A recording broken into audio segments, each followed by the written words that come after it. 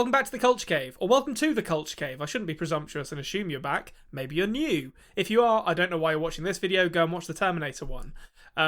Terminator 2, that's what we're doing. Judgment Day. Judgment Day. Gosh darn it, Anthony, we didn't stop the apocalypse, and we may have actually made things worse. That's true. That's true. But isn't the... We didn't think we stopped it at the end of the first one, though, did we? We just sort of killed the Terminator. That's true. Yeah, we didn't stop it. That wasn't their aim, I guess. It was just to keep the train on the tracks, so to speak. But they've definitely made it worse. They have. They've made it worse, and there's a lot worse in this movie. Although it is a very, very good movie, I will say. This is still stellar Terminator, even though it is a very, very different film. So many people, by which I mean a scene in the movie Scream 2, argue that this and Aliens are the classic examples of sequels that are actually better than their original movie. Ironic that they're both James Cameron. Yes. It's also ironic that I would say both Alien and The Terminator are horror movies to a certain extent. Yep. And both Aliens and Terminator 2 are action family movies. That's definitely true. This is definitely a massive departure in genre. I think that, I don't know, but I can't speak for all films of all time. I want you to speak for all films of all time. Okay, so this is the only, except for Aliens, the only one that is on par, if not better than the original. But I'll say it. There you go. Done. Definitive. Yeah, these definitely, and Aliens as well, definitely are more fun and have like broader appeal. I think that's probably true. So as you've already said, Cameron's back, Linda Hamilton's back, Schwarzenegger's back, Bill Wisher, the person who co-wrote. He's here for the first time. Yeah, he's actually credited on this one because Jim Cameron couldn't get around that. He was like, this guy actually came up with this movie and then I just abandoned it to go make the Terminator. So he gets a credit. Brad Fidel, Fiedel? I'm not sure how you pronounce it, but it's dangerously close to Brad Friedel, who was a goalkeeper in the Premier League. Great fella. A legendary goalkeeper. And it's actually quite difficult for me to pronounce Brad Fiedel or Fidel's name correctly. He's back, though. Oh, he's most certainly back. I'll tell you what else is back. You knew it and I knew it. More time travel fuckery is back for this one. I really thought you were going to say Arnold Schwarzenegger's eyebrows there. Oh well, they are back. They're never going to go in this movie. There's not enough money to convince him to portray that again. He learnt his lesson. He put some little sort of gel on them to protect them from fire, and he just sort of went, you know what? I'm great. I look great. Let's get at it. Yeah, I'm a star. I don't need to do this anymore. I'm just going to keep my eyebrows. Fuck you, James Cameron. Okay, so 2 Terminators. This becomes a staple of this series going forward. It's weird how that becomes a staple, to be honest with you, because it's not the original formula. No. I understand why they do it this time, because it's like, everyone knew coming into this movie that Schwarzenegger was going to be the good guy. But within the kind of internal logic of the film, it's like Schwarzenegger comes back, and then Robert Patrick comes back, and it's like, oh, is this another, he's the bad guy, and he's a human sent to protect her situation. Which they threw that out very quickly, Konrad. Very quickly. Oh. Immediately out I didn't watch the trailer for this, obviously, because when you watch a movie for the first time or second time, whatever it was, I haven't seen it since I was a child, from 1991, you're not necessarily gonna go watch the trailer before you watch it. So I didn't know that in the trailer we all knew that he was a good guy. But as soon as that started, I was like, hang on, are we not even trying to pretend that this guy is a bad guy in this movie? It was so clear that he was a good guy. And then they still tried to have the moment where Sarah Connor didn't know which one to go with, or John Connor also didn't know which one. Yeah, it was John Connor with the get down and the roses and the shotgun. Yeah. Why are you trying to have this moment here? We know he's a good guy. He came in to bad to the bone. Like, what's going on? Yeah, and you see Robert Patrick like steal a cop car and kill a cop as well. So it's like, I don't know if he actually kills a cop, but he definitely steals a cop car.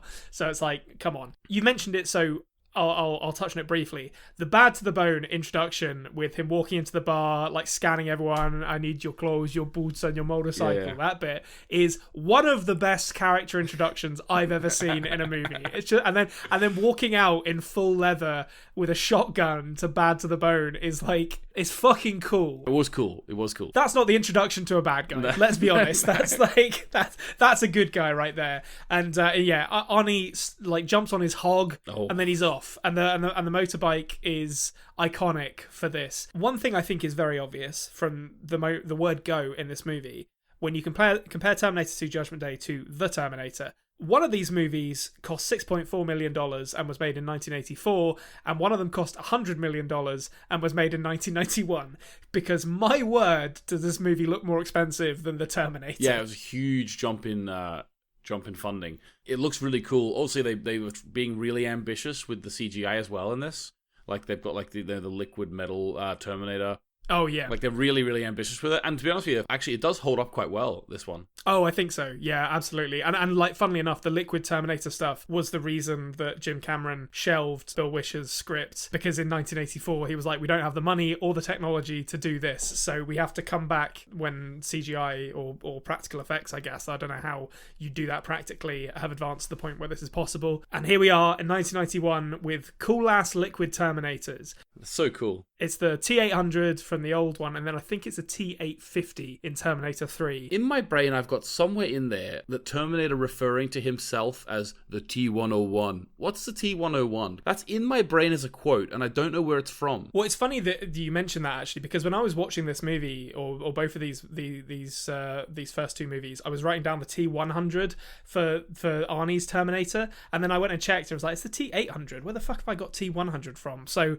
I don't know, maybe we've both been Mandela effect into thinking it was the T-100 or T-101 at some point. But apparently it's not. It's the T-800. That's our boy. That's our boy Arnie. And to be honest with you, he's back. He looks great. I think he looks better in this one than he did the first one. Oh, he definitely does. He's had some work. He's had a good 6-month run at looking good here. I think Terminator 2 is probably the best Arnie looks in his whole career. Yeah, it's either that or Conan the Barbarian for me. He doesn't take his shirt off in this, so it's hard to judge, but certainly he looks great. He looks great. So, okay, yes, this movie is basically, it's very similar. Well, I guess you can split it into like 3 acts, as you can with most movies, to be honest. Thanks the Romans. I think they were the ones who came up with the 3-act structure. Or probably the Greeks. It was probably the Greeks thinking about it. J.J. Abrams, I thought it was. Yeah, it was. That's what it was.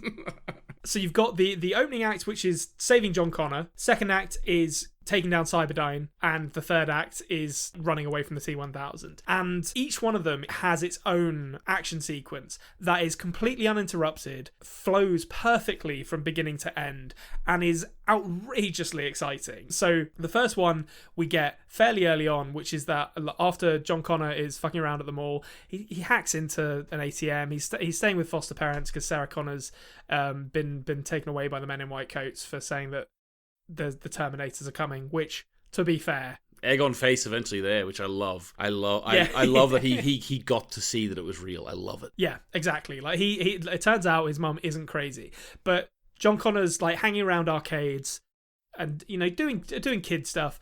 T-1000 comes after him. T-800 saves him, and then we get the amazing LA Aqueduct chase, which to me is like there's some amazing set pieces in this movie. I think that is the highlight of the whole movie. First, it's John Connor on his shitty little dirt cool, bike running away from the T-1000, who's in a fire truck. I think he's in. Yeah, we know it's some sort of truck. We get our truck early in this one, and then there's an armored van later, which I think counts as a truck for the purposes of counting.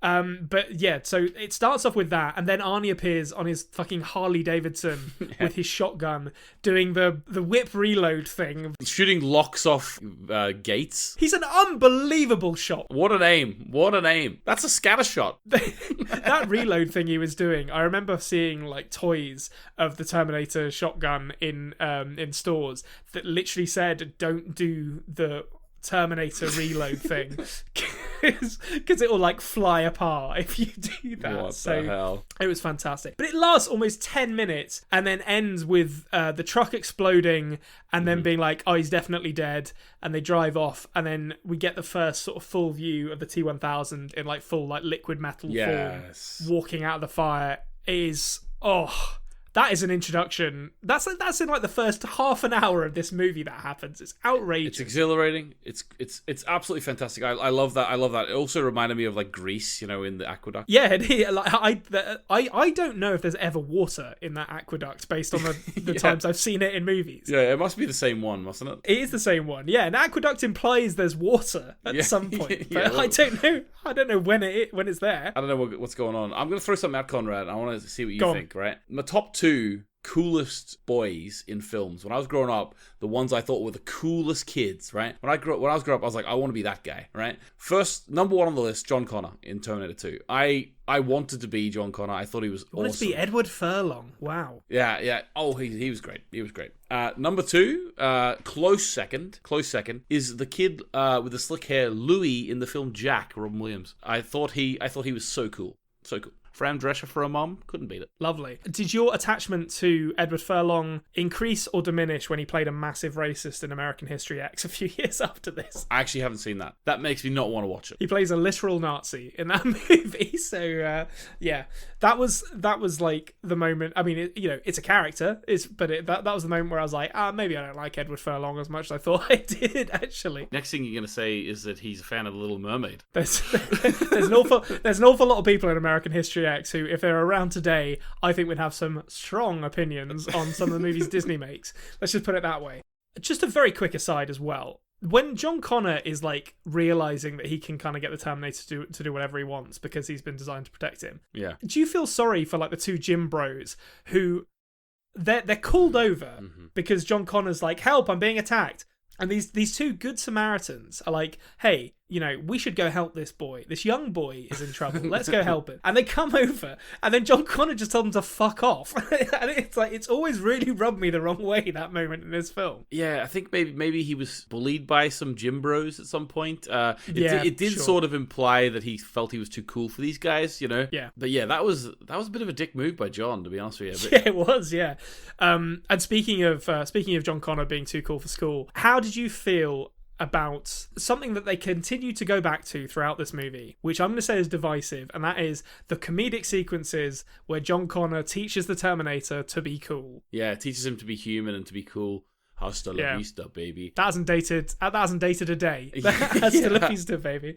But yeah, no, like those little moments, the moment that really tips it off there for me, Konrad, is later on whenever Sarah Connor's watching John and the Terminator, and then I'm thinking to myself, as any, semi-competent movie watcher would, oh, it's like the father he never had. And then all of a sudden, Sarah Connor, he's like the father he never had. Oh, yeah, thanks. Come on. Thanks for announcing that in your screenplay, James Cameron. I couldn't have made that connection myself. Yeah, what was that about? Like the moment in this movie where the Terminator is asked to smile is one of the worst moments in any film ever made. I think I can't deal with it. It's just like it's like in WWE when they tried to put Goldberg in comedy sketches. It's like, this isn't what we want from Goldberg. I want to see him killing people. Like, I don't need comedy for the Terminator, you sons of bitches. Actually, yeah, you are right. Like, maybe this film is as good, if not better, than the first one. But when you change into this genre, you're gonna get some cringe that you don't get in the horror.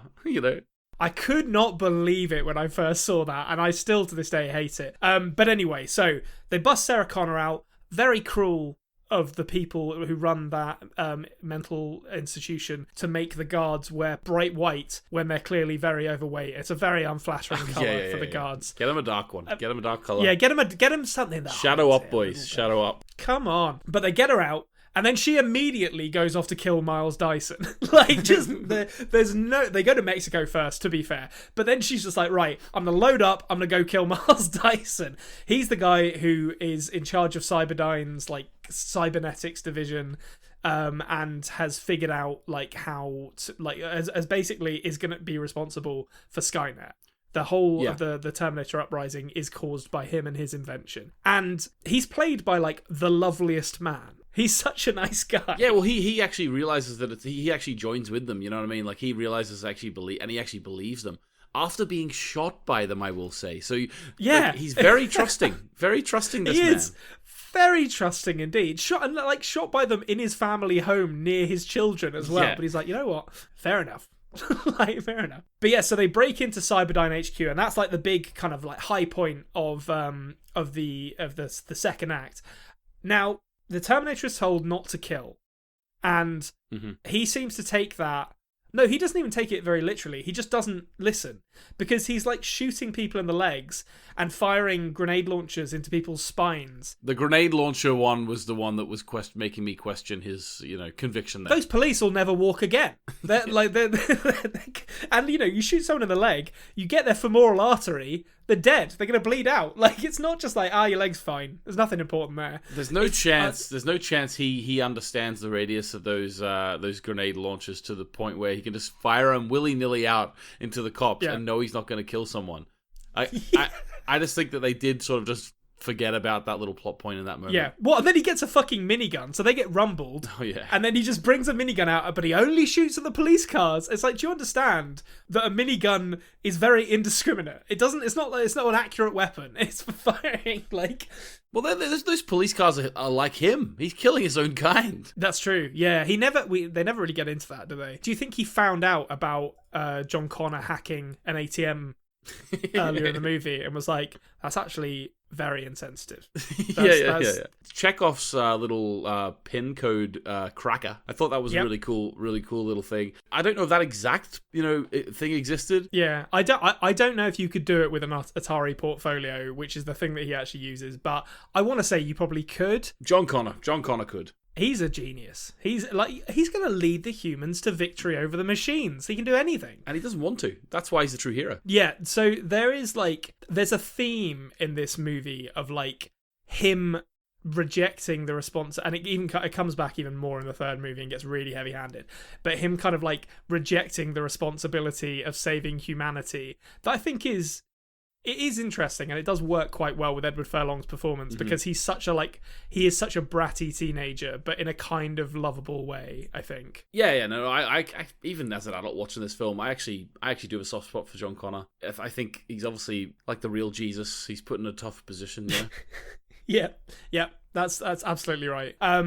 Okay, so the Dyson action sequence, it goes tits up. As I say, Hank from Breaking Bad is there. They shoot Dyson. He goes out like an absolute champ with basically exploding himself and all of the work that he's done to hopefully put an end to Cyberdyne's cybernetics development. Although I believe in the canon of Terminator, because after T2 it doesn't matter. He does put an end. That's what I'm going to say. Based on the end of Terminator 3. No, I'm saying we're forgetting about Terminator 3 and on. Oh, I see. Okay. James Cameron originally made the first two, and then the studio brought it back for money. He wasn't involved in Terminator 3. So I personally believe that James Cameron's story at the end of this one is over. Yeah. He breaks the paradox, right? They manage to stop the war, and that is the end of the story. That I do genuinely believe that. Yeah, I think that's quite a popularly held view, to be honest, because these first two movies are so much better than all of the other movies. Okay, so how does Robert Patrick's T-1000 rank compared to Arnie's T-800 in Terminator 1 as a villain? Unfortunately for the T-1000, I do think Arnie beats him as a villain and as a good guy. Do you really? Okay. Having said that, very good bad guy. I think he's better than the T-800, personally. That's my stance. I think he's just... There's moments in this that that really creep me out as a kid. Like the bit where they're driving away from the mall and he's just sprinting after them. Yeah. Or later in the movie where he's sprinting after them in the car with the blades on his arms, that has been parodied everywhere.